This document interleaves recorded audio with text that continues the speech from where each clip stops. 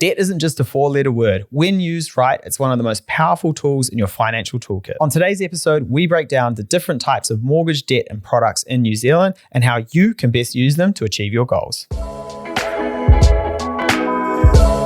We are back in your life, and today we are breaking down the complexity of mortgage lending 101. Michael, you are the expert in this area. I am. It can get a bit confusing when we talk about fixed, floating, revolving, offsets. It can. Some people are just like, what the hell's going on? What is going on? Yeah, so we take for granted in this world that when we're talking about financial products, debt, equities, investments, insurances, whatever, we use quite a bit of jargon. We try and tone the jargon down. We can get very jargony if we want to. We take for granted that people understand what we're talking about. And quite often we will get phone calls or customers asking us things that we think they are like, oh, this is a silly question. We're like, oh, it is, quite basic. But actually, if enough people are asking us this, actually, it's not a silly question. And maybe there's just a gap in the understanding. And finance is designed to be opaque, right? For the longest time, the fees, no one really knew what we were charging or why we were charging, and there'd be every time you asked a financial advisor some question about the fees, they just hit you with some opaque jargon about bips and management fees and this and that and the other. So it is designed to be like this. So you're not alone. It is confusing. Yeah. So let's break it down. Let's just get into, I think there's probably four main products that we need to talk about. Yeah. A fixed mortgage, Mike, maybe one of the most straightforward ones, but tell us, what is it? Cool. So a fixed interest rate loan or a fixed mortgage means that you have fixed the interest rate, the repayment amount, the repayment frequency usually, and the term of that fix, right? So let's say I've got $1 million loan and I fixed it at 5% for 1 year. What that means is that I have started that term with $1 million of debt. I have locked in a 5% interest rate for 12 months. I have locked in the repayment that I'm making on that loan for 12 months. You can adjust that a little bit. And I can't make any lump sum repayments, right? I can't just go, I'm going to transfer $500,000 and pay that off. There'll be penalties for that or break costs. Why will there be break costs? If you look at a floating interest rate, it's usually higher. That might be like 6.4, 6.5, 1 year fixed 5%. The bank is going, okay, I know I'm going to make this much money off you for a year, so I'm willing to give you a slightly lower interest rate. If they then don't make that money, they're a little bit angry. They'll send you a break cost. Yeah, and banks can be a little bit different in terms of like how much you can increase the repayments by in a fixed period. Like it's kind of bank by bank. Each bank does it slightly differently. Some banks will actually let you make a lump sum repayment. They might let you make 10 lump sum repayments so long as it's not more than 10% of the balance of the loan or $10,000 or, they just have their nuances around that. Some banks will let you change your repayment during the period. Some will only let you reduce it down to the minimum. Some will let you increase it and reduce it within a certain band. So, there are a little bits of flexibility here with some of the aspects of the loan. Cool. Let's move on to the opposite, floating interest rates. Yeah, free and easy, baby. So your floating interest rate's going to be a little bit higher. Like I said before, let's say your 1 year's about 5%. That floating interest rate, probably about 6.4, 6.5%. You are paying a premium on that loan because you can pay it off at any time. There will be a minimum repayment that you have. So you might have to pay, $700 a week, $1,400 a fortnight, something like that. But let's say you wanted to pay $3,000 on one fortnight. You can just transfer money into that account. Let's say you were going to sell a house and you were going to get $500,000 from the sale proceeds. You might leave $500,000 on floating so that you can pay that off at any time. Why would you not choose floating over fixed, or why would you choose fixed over floating? That interest rate is higher. So if you're not using the floating functionality, i.e. paying money off, and with some banks pulling that money out again, you're paying more interest for no real benefit. And for those that it would be good for, maybe those with lumpier incomes where they go, I've committed some potentially to fix, but then I want the ability to make some additional repayments when I like. Lumpy incomes, bonuses, commissions, self-employed people. If you are selling an asset, if you have some big plans in the future where you want to repay some debt, those are reasons that you might leave someone floating. You might be getting an inheritance or something like that. The ability to repay the money and then again at some banks redraw on that money from a floating rate is what you're paying the premium for.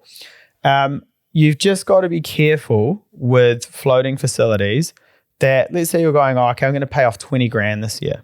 Well, or pay 20 grand extra and I want to leave that on floating. Don't just put 100 grand on floating because you're going to be only paying off 20 grand. That 80 grand, you'd be paying a higher interest rate on. Cool. Okay, let's move on to revolving credits. Because revolving credits, everybody wants a revolving credit. Yeah. What are they? Are they good? Are they bad? Cool. So revolving credit is just a giant overdraft, right? And when I say giant, it's because an overdraft with a bank for a retail customer might be 500, 1,000, 5,000, something like that. A revolving credit facility can be 50,000, 100,000, 500,000 in some instances.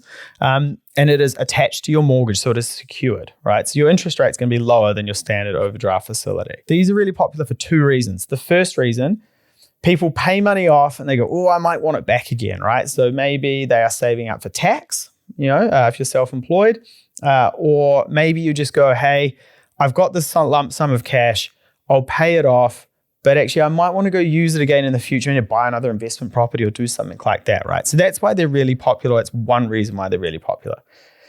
I'm not a massive fan of it for that reason, although sometimes it can work out well. I'm a big fan of just paying the loan off, right?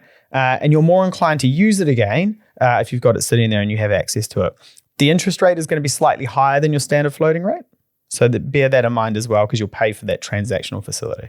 And the big thing is a lot of people go, oh, I'm going to make some additional repayments, Mike. Give me like a $30,000 revolving credit. You then catch up with them in a year's time, Mike, and what happens? They still owe $30,000 in that revolving credit because it's not a large enough number where you don't want to touch it. And basically you see it as your money and not the bank's money. When it is the bank's money, it is a loan. The second reason they are really popular is, and this is the one I find really frustrating. Mathematically, you will pay less interest over time if you use a revolving credit account and your pay goes in I think the way they do it is they do a credit card, you spend on a credit card, your pay sits in your account, then you pay the credit card at the end of the month and that's interest free as long as you pay it off. And then there's like this big complex thing of how you manage your money and you pay like less interest over time, right? That works for maybe the first 12 months. And there's some like financial advice houses out there that this is their bread and butter. This is their strategy. And it works for the first 12 months and it works so long as you're catching up with your financial advisor like every 3 months or something. But as soon as people get tired of paying the fees or they don't catch up with something like that, inevitably the whole system just falls apart, right? And they end up spending too much on the credit card, or they don't pay it off, or they forget this, or actually they just eat back into this revolving credit facility and they don't end up paying it off. I'm not having a crack at anyone for this advice because, mathematically it will work, but I get the flip side of it where I get people coming to me going, oh, I don't know, man. I can't. I'll have a crack at it because I think there's like the advertising going like, here's our patent pending strategy to pay off your mortgage in 15 years instead of 30 years. And it's implied that there's some sort of cheat code. Yeah. But there's no cheat code. You just pay off the debt. Yeah. Like that's all it is. And there's 1,000 ways to cut up how to pay off the debt, but you have to pay off the debt. Oh, 100%. You can either decrease the interest rate or increase the repayments. There's nothing else you can do. There's like literally nothing else you can do to pay off debt faster. Yep, there's some, I don't know, mathematical, but honestly, I'm a big fan of just what can you afford? Great. Chuck it on there and there's no revolving credit, there's no nothing. Cool. Like we've got other facilities that take care of that. We've got an emergency fund. Yeah. Okay. Well, let's have a chat about offset facilities. Cool. Yeah. So an offset facility, is not every bank has an offset facility. Not every bank has a revolving credit facility. An offset facility is basically you have savings in one account and you have a loan account kind of separate, right? Let's say I have $100,000 in the loan account and I have $80,000 in the savings account. I will only pay interest on the difference between those savings and the loan account. So I only pay interest on $20,000. An offset facility is not a transactional account. A revolving credit facility is a transactional account. Offset facility is just like savings. That's my savings account, right? Some of them have a static limit. Some of them don't have a static limit. Traditionally, though, what you think of when you think of an offset facility or a revolving credit facility is that there's a static limit on that account. So it's not paying itself off over time. You have $100,000 on day one, and 10 years later, there's still $100,000 in that revolving credit or that offset account. So basically, not all of them have that. But traditionally, that's what an offset account is. Great if you have savings and your savings for a goal. Great if your bank doesn't have a revolving credit facility, and it should have a lower interest rate than a revolving credit facility. And some of them, I think, allow you to fix that interest rate as well. Cool. Just a little thing as well with the offsets versus the revolving credit. If you've got an investment property, an offset is a far cleaner facility than a revolving credit. The reason for that is if you pay off revolving credit and then pull the money back out, that debt potentially becomes non-tax deductible because the purpose for taking it back out is not for the investment property, opposed to an offset. You've actually never touched the debt. You haven't touched the debt. You're just saving on the interest cost. Or spending your savings. Well, Mike, I'm keen to talk about how we structure our mortgage towards our goals and the most effective way to look at that. And we're going to do that after this break. If this episode's got you thinking about your current mortgage structure, if it's right for you, if it's helping you achieve your goals, or if you're paying too much interest and you want to review that, click the show notes below to get in touch with Lighthouse Mortgages, and we can give you advice on all of the above. Now, back to the show. Okay, Mike, I think when it comes to debt, a lot of people get scared of it and feel like it's something that's holding them back. But it doesn't have to be a trap, right? You can utilize it in your advantage. Oh, 100% right. It can be daunting taking out big loans for properties, right? Especially if it's your first property, because you think, oh, man, $700,000-$800,000 of debt, that's quite a bit. It is. But if you use debt wisely, it can help you grow your wealth. And some of the key mistakes we see people make are minimum repayments, right? Just not looking at what can I afford to pay off over and above the minimum and then sticking to it. When interest rates drop, people drop their repayments as well. Huge mistake.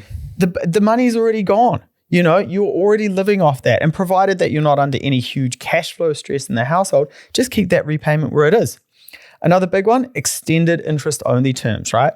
If someone's going on maternity leave, if there's a real reason for it, if it's an investment property, have that debt on interest only. But just keep in mind, if you keep it on interest only for 5 years, you've only got 25 years to pay it off.